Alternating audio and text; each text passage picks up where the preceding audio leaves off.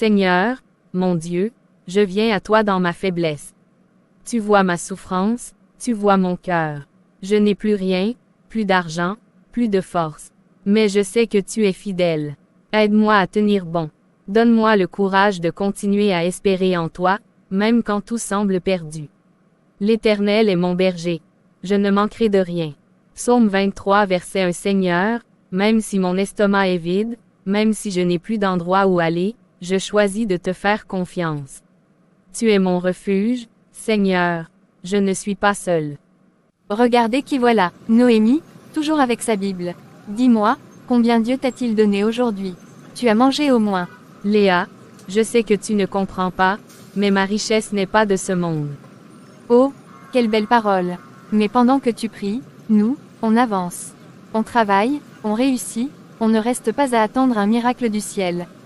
Léa, je ne suis pas contre le travail. Mais ma confiance est en Dieu, il pourvoit à mes besoins. Arrête de rêver, Noémie. Ouvre les yeux. Si Dieu existait vraiment, tu ne serais pas si pauvre. Regarde-moi, j'ai tout ce que je veux sans prier. Tout ce que tu as peut disparaître en un instant. Mais la paix que Dieu donne, personne ne peut l'enlever. Fais ce que tu veux, mais ne viens pas pleurer quand tu réaliseras que ta foi ne t'a servi à rien. Seigneur, donne-moi la force d'aimer même ceux qui se moquent de moi. Noémie, j'ai entendu dire que tu cherchais du travail. Tu es une fille intelligente, et je peux t'offrir une opportunité en or. Quel genre de travail? Un poste bien payé dans l'une de mes entreprises. Salaire généreux, avantages, tu n'auras plus à te soucier de ta pauvreté. Mais, pourquoi moi? Disons que j'admire les gens qui savent ce qu'ils veulent. Mais bien sûr, il y a une condition. Quelle condition? Laisse tomber ta Bible et tes principes, ici, nous faisons ce qu'il faut pour réussir, peu importe les moyens. Il faudra parfois mentir, manipuler, peut-être, fermer les yeux sur certaines choses. Rien de bien méchant, juste ce qu'il faut pour avancer. Je ne peux pas accepter. Noémie, ne sois pas naïve. La prière ne remplit pas un ventre vide.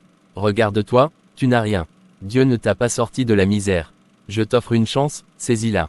Ma richesse ne dépend pas de ce monde. Mieux vaut être pauvre avec une conscience pure que riche en perdant mon âme. Réfléchis bien, beaucoup aimeraient être à ta place. Si tu pars maintenant, tu n'auras plus cette chance. Ma confiance est en Dieu, pas en vous. Noémie, je vois que ton cœur est troublé.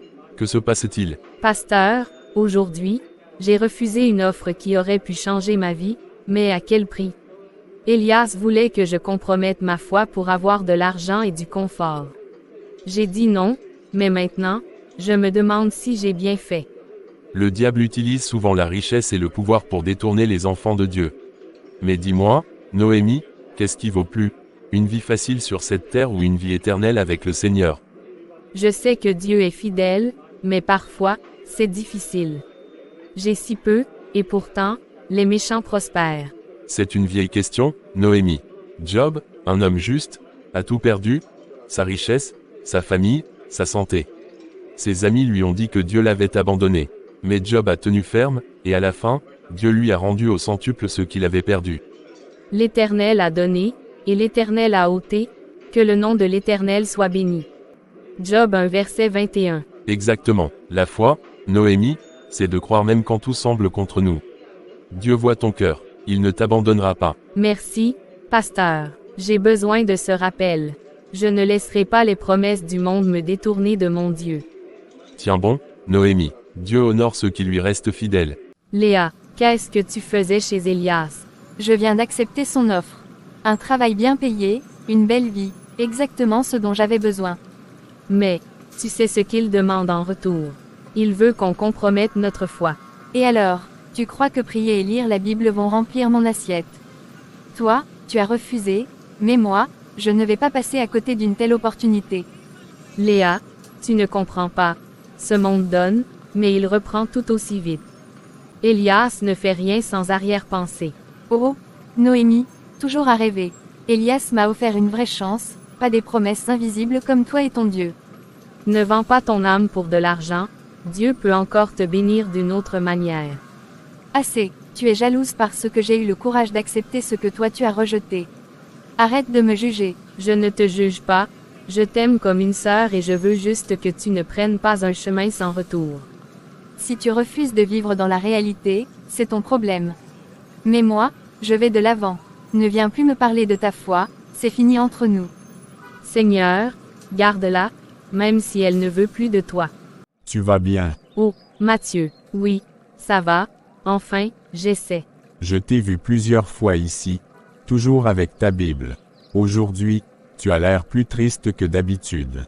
J'ai perdu une amie, elle a choisi un chemin qui l'éloigne de Dieu, et elle ne veut plus entendre parler de moi. Et tu crois vraiment que Dieu peut l'aider, même après qu'elle t'ait tourné le dos? Bien sûr, Dieu ne rejette jamais ceux qui reviennent à lui, même après s'être éloignés. Il est patient, plus que nous. C'est étrange, tu as l'air d'avoir perdu quelque chose d'important, mais tu parles encore avec espoir. Parce que ma foi ne dépend pas des circonstances. Même dans la douleur, je sais que Dieu est là. J'aimerais comprendre. Peut-être qu'un jour, tu pourras m'expliquer. Quand tu voudras, Matthieu. Donne-moi tout ce que tu as, et ne crie pas. Je n'ai presque rien sur moi. Seulement ma Bible. Ne joue pas avec moi. Il doit bien te rester de l'argent. Prends-la. C'est tout ce que j'ai de plus précieux. Ta Bible, je m'en fiche de ça. Tu n'as pas peur de moi. Non, parce que je sais que tu n'es pas qu'un voleur. Tu es quelqu'un qui souffre. Tu ne sais rien de moi. Je sais que tu n'es pas né pour voler. Personne ne l'est. Mais quelque chose t'a poussé sur ce chemin. La vie, elle ne m'a rien donné. Personne ne m'a jamais tendu la main. Mais Dieu, lui, tend toujours la main, même à ceux qui pensent ne pas en être dignes. Dieu, s'il existe, il ne se soucie pas de moi. Il s'est soucié de moi quand j'étais perdu. Il peut faire la même chose pour toi. Pourquoi tu ne cries pas? Pourquoi tu ne me détestes pas? Parce que l'amour de Dieu est plus fort que la peur et la haine. Je dois partir. Garde-la. Peut-être qu'un jour, tu comprendras que Dieu t'aime encore. Noémie. David, tu vas bien? Je ne sais pas, depuis cette nuit, je n'arrête pas de penser à ce que tu m'as dit. J'ai lu un peu ce livre. Et qu'en as-tu pensé? Je ne comprends pas tout, mais il y a un passage qui m'a frappé. Il parle d'un fils qui part loin et gâche sa vie, mais son père l'accueille quand il revient. La parabole du fils prodigue. C'est moi, ce fils, n'est-ce pas? J'ai tout gâché, et pourtant, si ce que tu dis est vrai, Dieu pourrait encore m'accepter. Il n'attend que ça, David. Il t'aime et veut te voir revenir à lui. Mais, et tout ce que j'ai fait, j'ai volé, menti, comment pourrais-je être pardonné? Jésus est venu pour des gens comme toi et moi. Son amour est plus grand que tes fautes. Je veux changer, Noémie, mais je ne sais pas par où commencer. Commence par un pas. Acceptons de prier ensemble. Regardez qui voilà, la grande Noémie, la sainte du village.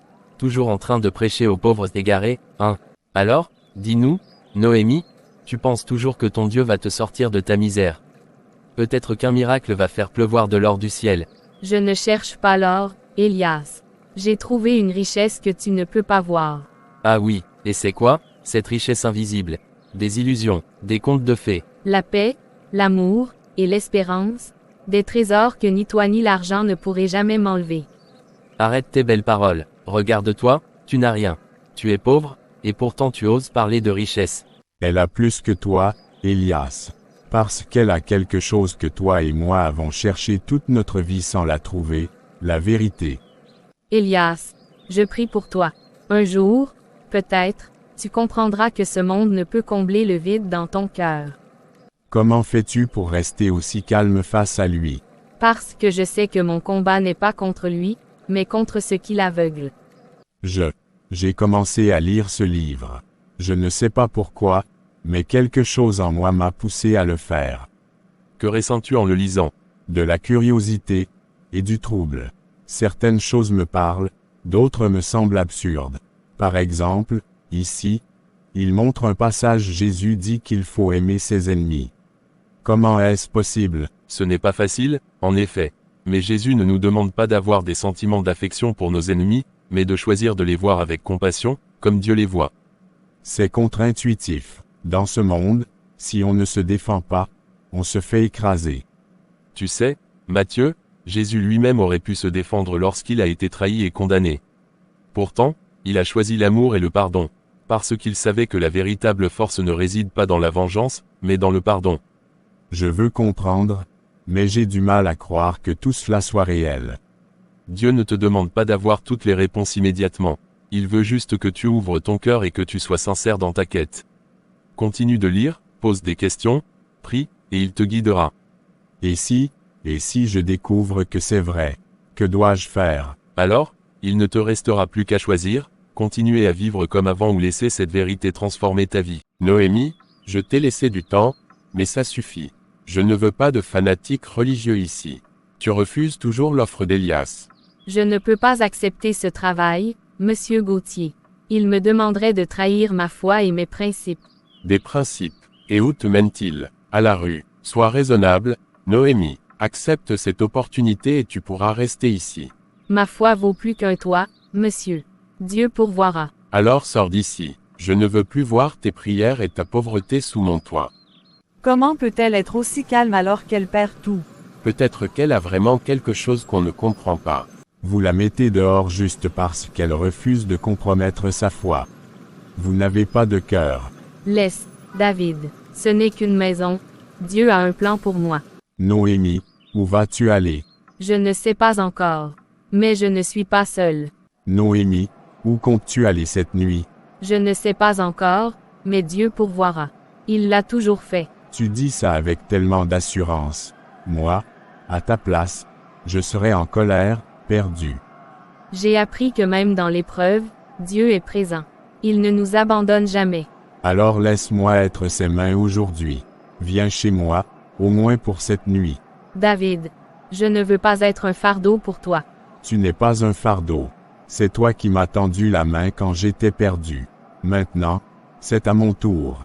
Merci, David. Comment peut-elle être aussi forte? Moi, je doute au moindre obstacle.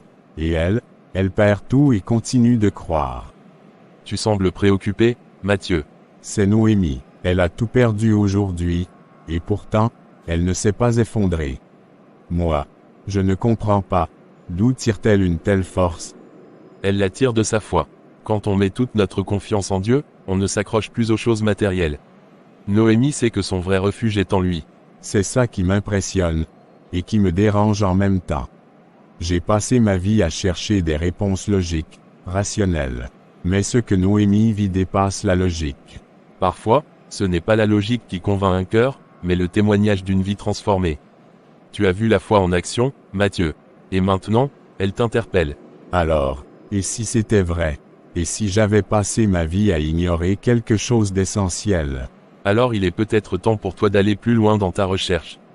Dieu t'appelle, Matthieu. À toi de répondre. Ce n'est pas possible, pas moi.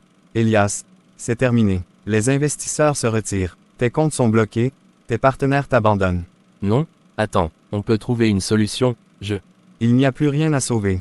Bonne chance. Tout ça pourquoi? J'avais tout? Comment ai-je pu tout perdre en un instant? Léa? J'ai besoin de toi. Elias, désolé, mais j'ai mes propres problèmes. Bonne chance. Léa. Noémie. Je suis désolée. J'ai cru qu'en suivant Elias, j'aurais une vie meilleure, mais il m'a utilisé, comme il utilise tout le monde. Quand il a perdu son entreprise, il ne s'est même pas soucié de moi.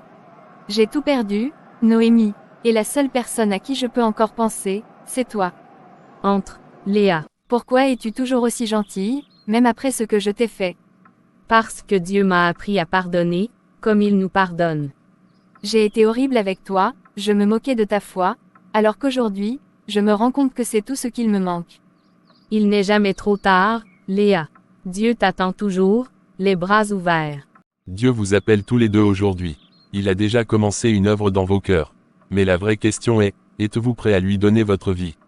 J'ai toujours cherché la vérité. Mais je n'aurais jamais pensé la trouver ici. Moi, j'ai passé ma vie à courir après de mauvaises choses.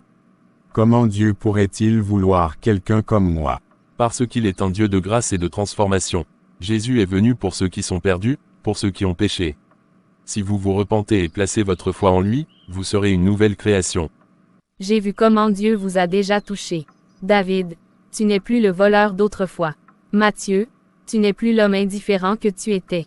Il vous attend. Je ne veux plus être cet homme d'avant.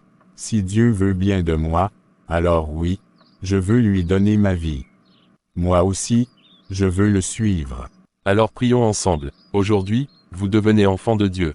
Seigneur, toute ma vie, j'ai cherché un sens. J'ai poursuivi la richesse, l'intelligence, mais rien ne remplissait mon cœur.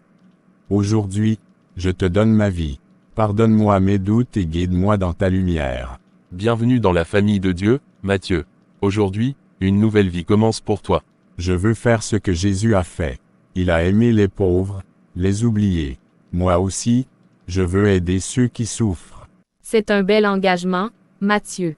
Il y a tant de gens qui ont besoin d'amour et de soutien.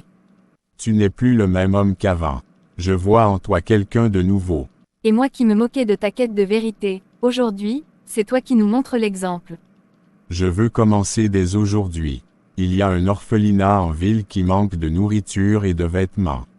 Je veux aller les aider. Alors allons-y ensemble. C'est ainsi que nous montrons l'amour du Christ au monde. Frères et sœurs, je me tiens devant vous aujourd'hui, non pas en homme parfait, mais en homme transformé. Pendant des années, j'ai vécu dans le péché. J'ai volé, j'ai menti, j'ai fait du mal à tant de personnes. J'étais aveugle, perdu, mais Dieu, dans sa grâce, m'a tendu la main à travers Noémie et Samuel. Je sais que j'ai blessé beaucoup de monde. Je ne peux pas effacer le passé, mais aujourd'hui, je veux demander pardon. À vous tous, et surtout à Dieu. David, tu m'as volé autrefois. Comment savoir que tes paroles sont sincères? Vous avez raison de douter, mais je veux vous montrer que ma repentance est réelle. Tout ce que j'ai, je le donnerai pour réparer mes fautes. Moi aussi, j'avais des doutes sur Dieu, mais j'ai vu comment il change les cœurs. Je crois en la transformation de David. Dieu ne rejette jamais un cœur sincère. Il a pardonné le roi David après son péché, il a pardonné Paul, qui persécutait l'Église. Il pardonne aussi David aujourd'hui. Si Dieu t'a pardonné, qui suis-je pour ne pas le faire? Louons le Seigneur pour son œuvre de restauration. Noémie, depuis que je t'ai rencontré, j'ai vu une foi qui ne vacille pas, même dans l'épreuve. Tu as perdu ta maison, mais tu n'as jamais perdu l'espérance. Aujourd'hui, c'est à mon tour de te bénir. Cette maison est à toi. Je ne peux pas accepter. C'est Dieu qui me met à cœur de te l'offrir. Il m'a donné bien plus que je ne mérite, et aujourd'hui, je veux partager cette bénédiction avec toi. Dieu honore toujours ceux qui lui restent fidèles. Aujourd'hui, il te montre encore une fois qu'il prend soin de toi. C'est une belle récompense pour quelqu'un qui n'a jamais cessé de croire, même quand tout semblait perdu. Tu as semé la foi et l'amour autour de toi, et maintenant, tu récoltes la bénédiction.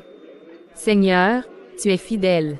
Tu es mon refuge, mon espoir, et aujourd'hui encore, tu me montres ton amour. Merci, Matthieu, que Dieu te bénisse pour ta générosité. C'est lui qui donne, je ne fais que transmettre. Aujourd'hui, nous voyons la main de Dieu agir d'une manière puissante. Il vous a restauré, transformé, et béni. Mais souvenez-vous, ce n'est que le début. Je ne veux plus jamais revenir en arrière. Je veux utiliser mon histoire pour aider ceux qui sont perdus comme je l'étais. Et moi, je veux mettre ma richesse au service des plus démunis.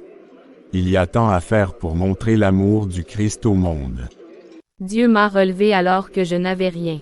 Aujourd'hui, je veux consacrer ma vie à lui, à témoigner de sa fidélité et à aider ceux qui souffrent. Alors faisons-le ensemble. Vous êtes désormais des ouvriers dans la moisson de Dieu. Seigneur, nous te remettons nos vies. Guide-nous, ouvre des portes, utilise-nous pour ta gloire. Que notre témoignage apporte la lumière à ceux qui sont dans l'ombre. Commençons dès aujourd'hui. Il y a des familles dans ce village qui ont besoin d'aide. Et des enfants sans foyer qui ont besoin d'amour. Et des âmes perdues qui ont besoin d'entendre la vérité. Regarde ce que Dieu fait quand on lui fait confiance. C'est un nouveau départ, pour eux, et pour nous tous.